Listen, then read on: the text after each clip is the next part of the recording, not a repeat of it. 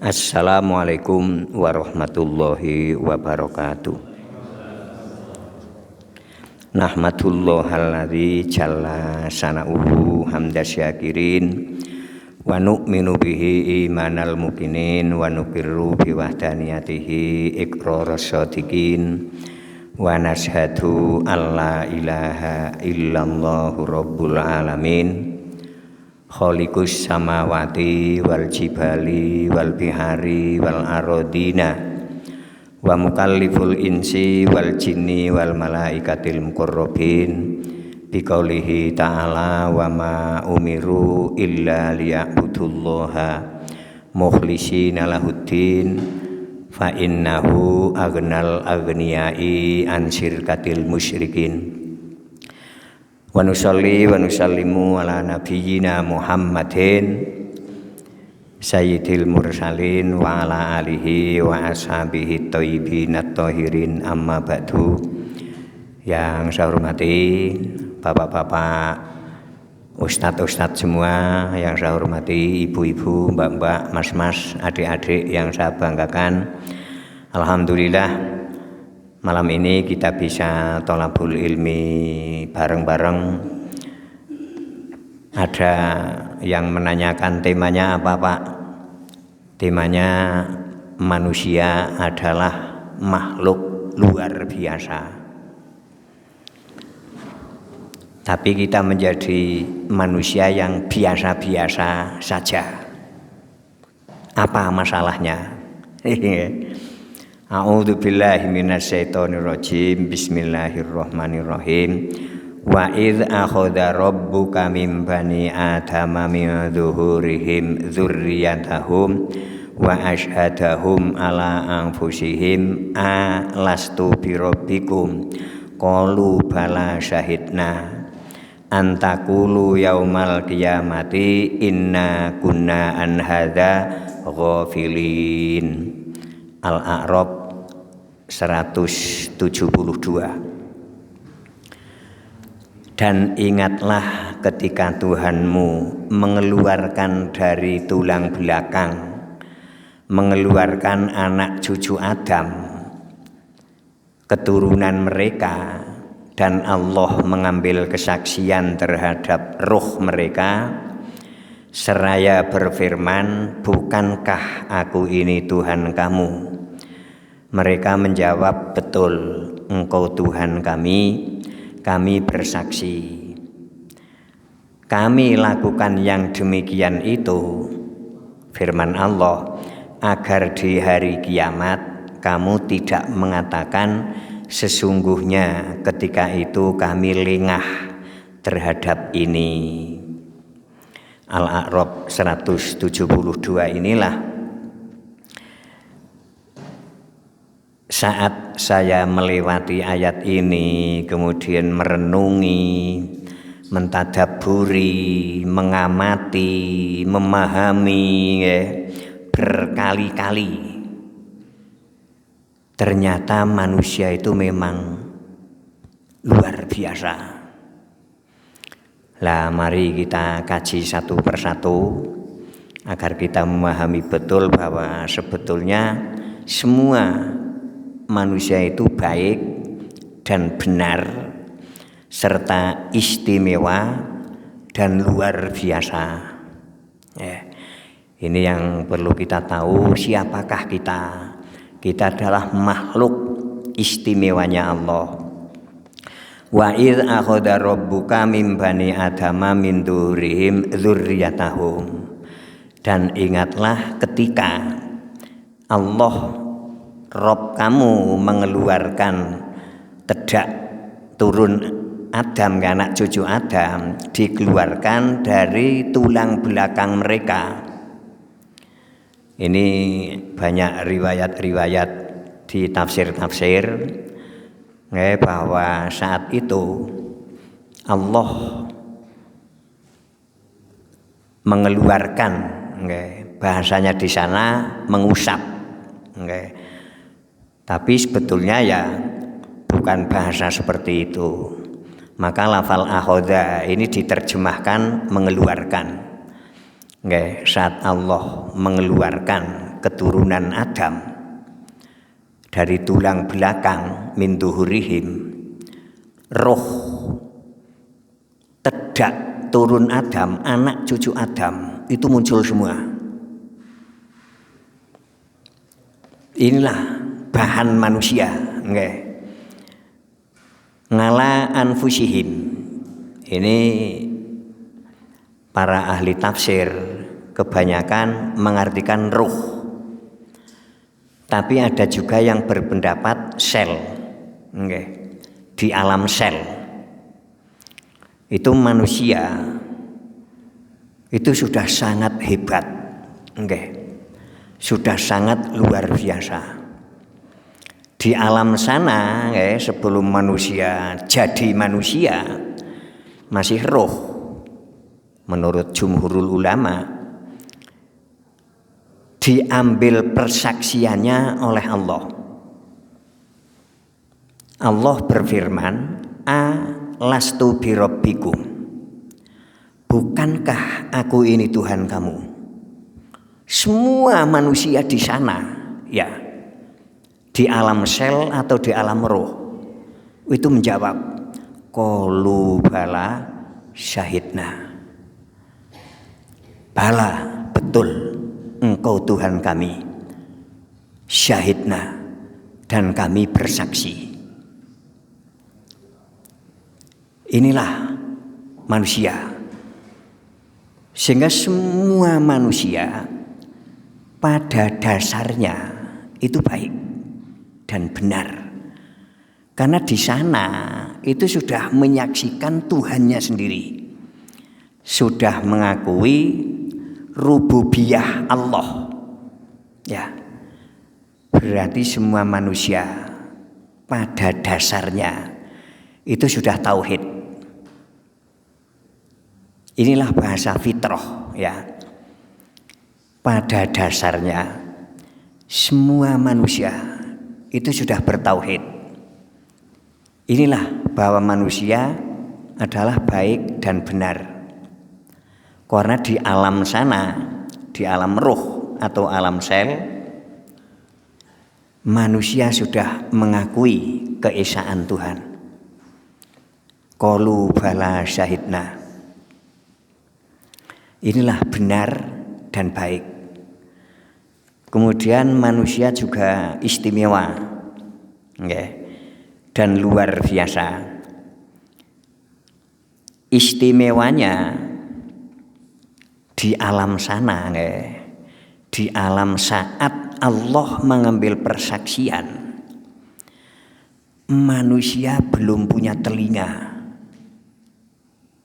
belum punya, tapi sudah mendengarkan firman Allah, ya.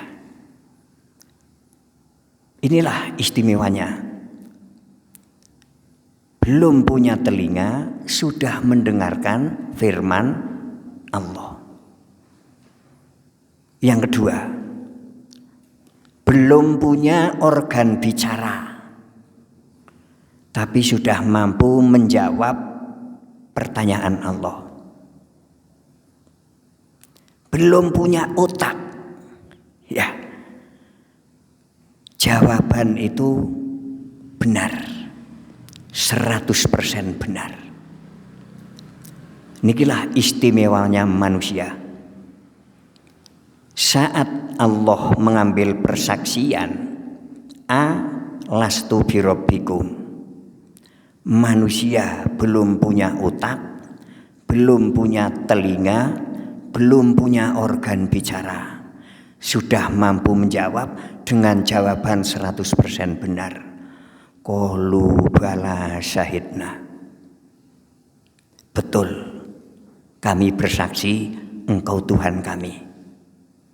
Inilah istimewanya, ya. Kemudian yang ketiga, bahwa manusia adalah luar biasa, ya. Bagaimana dikatakan luar biasa? Antara pengambilan persaksian dengan hamzah istifham, lastu birabbikum. Bukankah aku ini Tuhan kamu? Dengan jawaban qalu, ini tidak ada fa dan tidak ada summa. Seandainya ayat ini antara lafal lastu birabbikum faqalu, berarti tidak luar biasa. Tapi karena tidak ada fa dan tidak ada summa, inilah luar biasanya. Kalau ada fa, berarti manusia menjawab benar itu sudah dididik dulu. Karena fa menunjukkan proses, okay. Tapi belum ada proses pendidikan. Saat Allah mengambil persaksian lastu birabbikum, lafal qalu niki menunjukkan spontan, ya, spontan qalu, spontan mereka menjawab bala syahidna. Dan jawaban ini 100% benar karena akan dipertanggungjawabkan nanti di hari kiamat. Qalu bala syahidna, tidak dididik, ya. Di sana belum ada lembaga pendidikan. Karena tidak ada fa dan tidak ada summa. Antara hamzah istifham lastu birabbikum langsung qalu, tidak fa qalu, tidak summa qalu. Kalau ada lafal summa, jeda waktunya panjang. Dididik dulu manusia. Wahai manusia, ada apa Tuhan? Nanti aku akan mengambil persaksian dengan kalimat metode istifham. Nek aku takok marang kowe, lastu birabbikum, bukankah aku ini Tuhan kamu? Kowe jawaben bala syahidna. Tidak ada pendidikan itu. Berarti semua manusia punya bakat otodidak. Ini luar biasanya, ya. Inilah Al-A'raf 72. Ayat ini sangat membuat saya itu fresh, ya. Bergembira, bahagia bahwa inilah pada dasarnya manusia. Benar, baik, istimewa, dan luar biasa. Semua manusia punya bakat otodidak. Buktinya ini, tidak dididik, tidak mengalami proses pendidikan, belum punya otak, belum punya telinga, belum punya organ bicara, bisa menjawab dengan jawaban 100% benar. Ini semua manusia. Tapi mengapa kita biasa-biasa saja? Ya. Karena kita, menurut pengamatan saya, karena terlalu lama dijajah. Kita hidup di Jawa 350 tahun dijajah. Dan mereka menjajah nama Islam ini utuh. Tetap Islam, ya. Tapi Islam yang sudah gembes prestasinya, sudah lumpuh akalnya dan macet pikirannya. Itu saya merasakan. Sehingga pelajaran-pelajaran agama yang disampaikan oleh penjajah, baik penjajah kekuasaan maupun penjajah agama, ini melumpuhkan pikiran. Kalau penjajahan kekuasaan 30 tahun sudah banyak yang memberontak, ya. Contohnya Arab Spring, nggih, Arab Spring. Itu 35 tahun sudah banyak yang memberontak. Tapi penjajahan menggunakan agama 1000 tahun orang tidak menyadari kalau sedang dijajah. Saya lahir di tengah-tengah itu. Nggih. Mosok agama seperti ini. Sehingga saya merasakan betul akal saya dilumpuhkan, pikiran saya dimacetkan. Saya sejak 11 tahun itu sudah Islam. Karena waktu itu saya sepit nih. Yang nyepiti saya itu kan kiai. Yuk sambil disupiti, sambil dituntun membaca 2 kalimat syahadat. Begitu selesailah saya membaca syahadat. Dan setelah syahadat berarti saya sudah Islam 11 tahun, SD kelas 5. Lah setelah saya sembuh sepit, paman saya ini ngendika ke saya begini, "Lip, wonten apa lek? Deke wong wis sepit, deke milu yasinan." Lah kula gen cilik ka milu yasinan. Ora apa-apa, deke cilik pa wong wis tayang maca Al-Qur'an. Tur macaan kula sepriki cilik. Dari dulu sampai sekarang cilik. Ya. Okay. Saya ikut. Lah saya di dalam yasinan itu menyaksikan Quran di depannya, ya. Kemudian dibaca, telinganya juga dekat. Mesti mendengarkan saat membaca Quran, tapi tidak merespon Quran itu petunjuk. Saya menyaksikan itu 1 tahun, 2 tahun, mengapa tidak ada perubahan? Sing gampang marah tetap gampang marah. Niki sing tukang iri tetap iri. Saya menyaksikan itu. Oke. Kok seperti ini? Wah, melewati bulan Maulid. Nggih. Itu yasinan diganti berjanjen. Nggih, karena bulan Maulid. Yang dibaca ada berjanji riba karya Imam Abdurrahman Ad-Dibai, ada berjanji nasar karya Ja'far. Nggih, Imam Ja'far niku Al-Barzanji. Kemudian kadang burdahan. Itu syair-syair burdah yang ditulis oleh Imam Busairi. 3 itu. Nggih. Sehingga saya merasakan betul dibelokkan agar tidak tahu kitab sucinya. Cukup membaca berjanjian. Saya merasakan itu. Kok seperti ini? Bahkan sekali tempo itu diarahkan agar membaca Dalailul. Jangan berarti nggak ada yang tahu. Ya, ini perlu tahu, namanya Dalailul Khairat. Nggih, Dalailul Khairat. Jenenge dalailan. Niki isinya itu bacaan rutin. Ada hari Senin, hari Selasa sampai Senin lagi.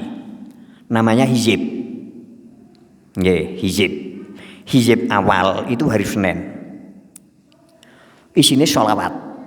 Nggih, sholawat. Kan baik, nggih. Ini. Lah, saya sudah disibukkan dengan hal-hal seperti itu. Sehingga betul-betul sejak kecil itu saya jauh dari kitab sucinya. Sehingga saya tersesat. saya tersesat. Lah di dalam ketersesatan saya, malah saya diagung-agungkan. Niki. Dihebat-hebatkan, dilebih-lebihkan, dan hurufat-hurufat, kisah-kisah ngapusi itu sering menimpa saya. Kok seperti ini agama? Ya. Saya belum sadar kalau saya tersesat. Tapi setelah saya punya anak 2, saya baru berpikir, ini tetap agama orang beres ya. Hanya menguntungkan pemimpin, hanya menguntungkan saya. Ya. Saya yang dalam keadaan tersesat terus dipuja-puja, di al-mukarramkan, niku dicium tangan, nggih. Bahkan waktu saya masih muda, Kulon Pasar itu terminal. Itu ada seorang Gus gede dhuwur, ngangge belor ireng, ngangge ketulaken, salaman dengan saya, itu dengkulnya nempel kaspalan. Wong sak terminal weruh kabeh. Tuh. Kaisa pata. Wong gede dhuwur ka. Salaman karo wong cilik yang ana dengkule nggigal ming kaspalan. Njur sopir yang satu mengatakan, ya kae sing jenenge Mas Tholib. Oh kae ta. Wong cilik yang anu ya cilik tapi kaita yang mabur. Niki nggih.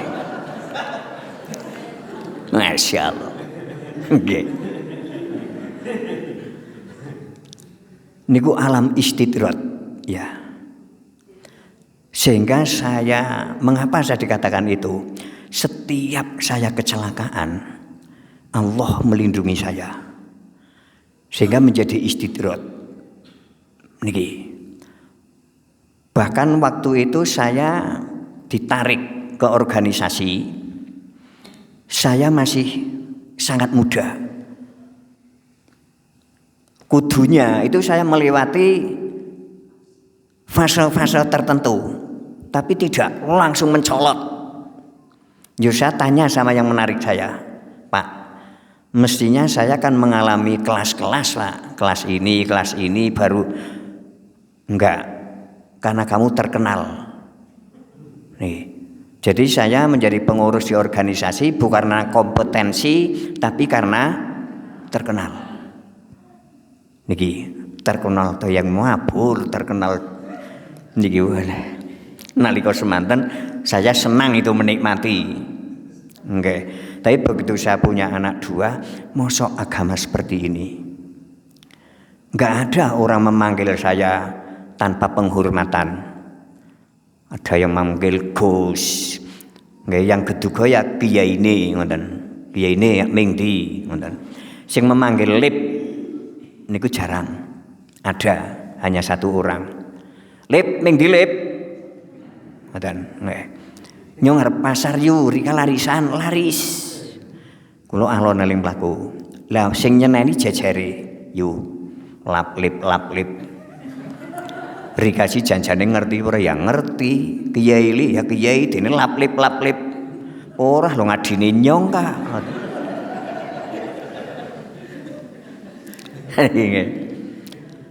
Setelah saya punya anak 2, saya ke Al-Qur'an.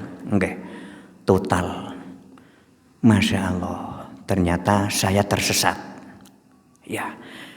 Dibelokkan kebacaan-bacaan agar tidak ke Al-Qur'an. Saya lahir di tengah-tengah agama seperti itu. Lah setelah saya memahami Al-Qur'an, alhamdulillah Allah memberi ilmu saya tentang gramatika Arab sehingga ya sedikit banyak rada menguasai Al-Qur'an Nah, setelah saya sampaikan ke lingkungan saya mulai dituduh. Niki saya mulai menerangkan bahwa berjanjian itu membelokkan kebenaran. Malah nek dong yasinan, nek wis berjanjian, egen karo maca kitab manakib. Niki manakiban. Saya masih kecil itu. Lah begitu manakiban, jur saya mengambil kitab manakib itu. Saya ambil, paman saya menanyai saya begini, "Lep, wonten napa Lek? Is wudu burung?" "Dereng." "Wudu ndringin." Niki. Jur saya berpikir, saya itu dari kecil dididik di lingkungan agama, kitab sing batalan niku namung Quran. Nggih, yang lainnya tidak ada. Tapi saat saya ikut yasinan ternyata ada kitab manakib arep maca kudu wudu. Kula mikir, kitab apa ta? Dene ampuh temen pada karo Al-Qur'an. Lho niku. Jadi pembelokan itu saya merasakan betul. Setelah saya masuk ke Al-Qur'an, Masya Allah. Ternyata isinya itu kalau yang manakib memuji Syekh Abdul Qadir Jailani tapi berlebihan. Kalau yang berjanjian itu memuji-muji Rasul tapi juga berlebihan. Ini bahayanya. Inilah yang saya alami perjalanan agama seperti itu. Tapi alhamdulillah Allah menolong saya. Saya merasakan betul nasrum minallah, itu saya merasakan betul bahwa ada pertolongan dari Allah. Sehingga saya total. Lah ini begitu saya melihat Al-A'raf ayat 172, saya langsung fresh, saya langsung buanar, saya langsung sadar kalau saya disesatkan.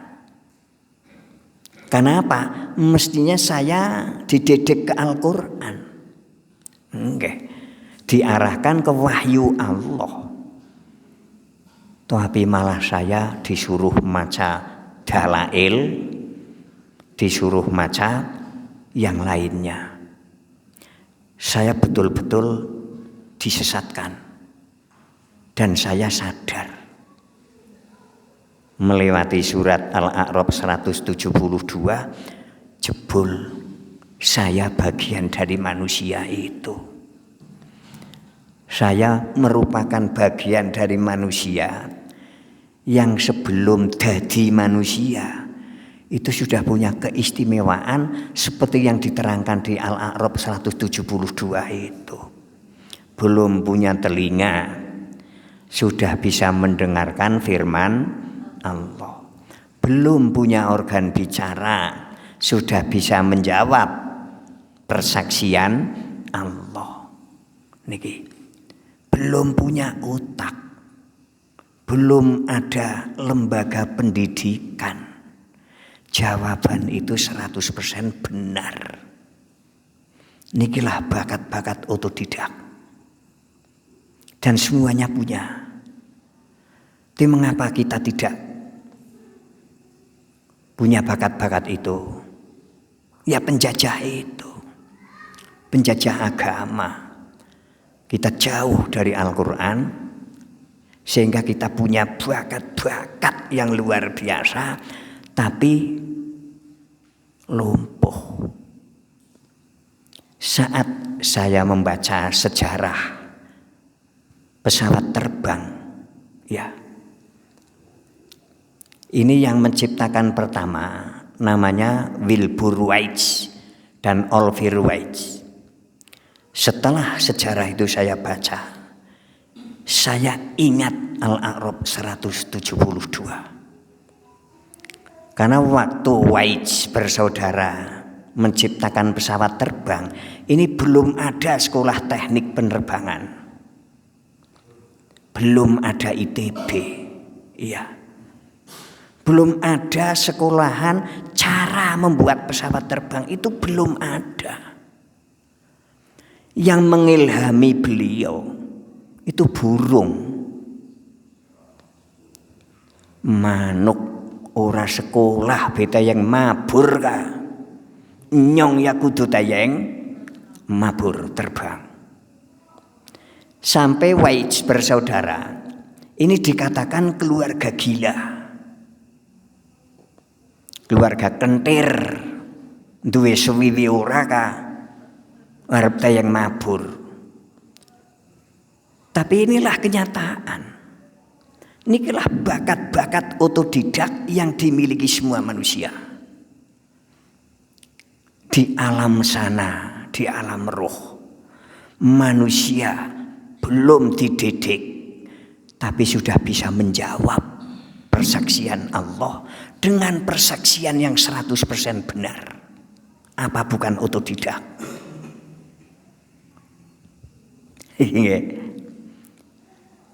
Itulah kisah mengapa Weitz bersaudara yang memakmurkan bumi ini. Sehingga saat kita haji, saat kita umroh, saat kita keluar negeri sudah tidak ada masalah. Dulu waktu mbah saya haji itu masih pakai perahu, pitung sasi, selameti dingin bukan kengklem.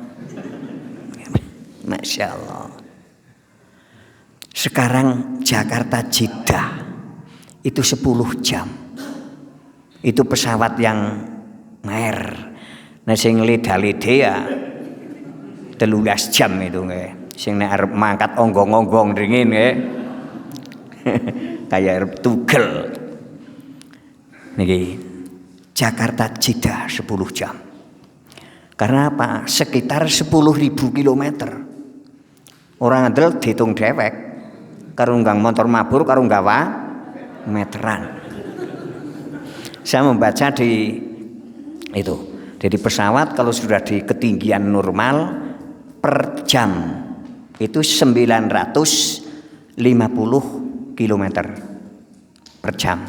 Berarti kan dibulatkan 1000, nggih 10.000 km per jam. Berarti 10.000 kilometer. Nikilah manusia, makhluk otodidak. Kemudian saya membaca sejarah kendaraan. Di Jerman itu ada orang namanya Daimler dan Karl Benz. Ya, mereka melihat kereta dengan muatan yang sangat berat, tapi yang membawa ini kuda.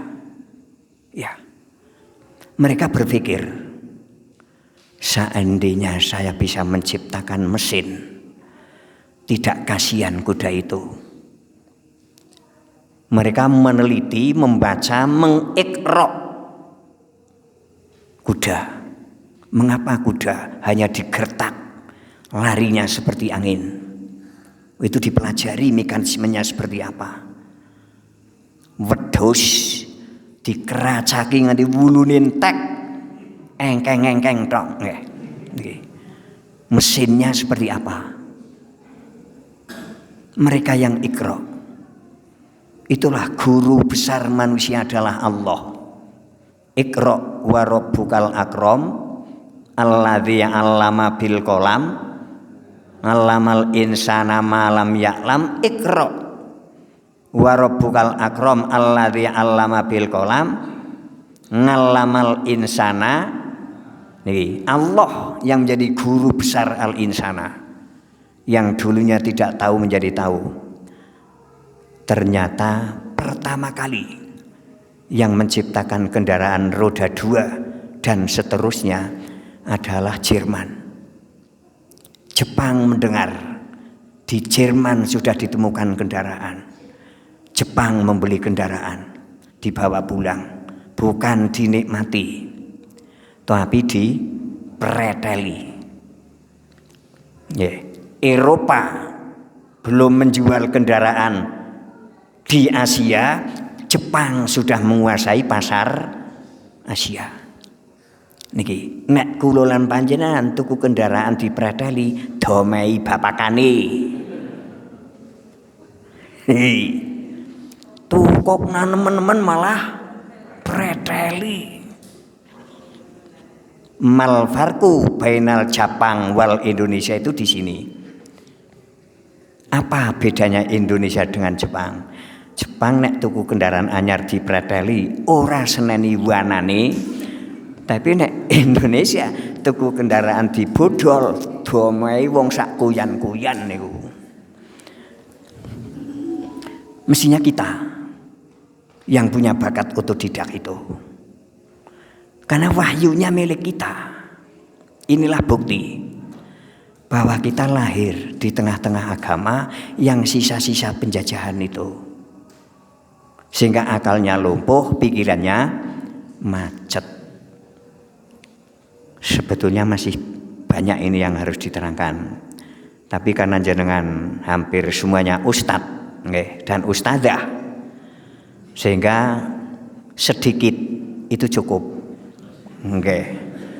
Timbang kakean malah bingung. Sering saya sarankan minimal umat Islam punya Quran terjemahan, minimal itu. Bagi yang belum punya, kalau sudah punya nanti di rumah renungi Al-A'raf 172. Direnungi betul saat panjenengan fresh, saat panjenengan cerdas, nanti panjenengan akan sadar. Ternyata saya termasuk manusia. Ya. Manusia yang belum punya telinga tapi sudah mendengar firman Allah, makin baru menyadari. Kita tutup bersama dengan kafaratul majlis. A'udzubillahi minasyaitonirrajim. Bismillahirrahmanirrahim. Subhanakallahumma wa bihamdika asyhadu alla ilaha illa anta astaghfiruka wa atubu ilaik. Alhamdulillahirabbil alamin. Wassalamualaikum warahmatullahi wabarakatuh.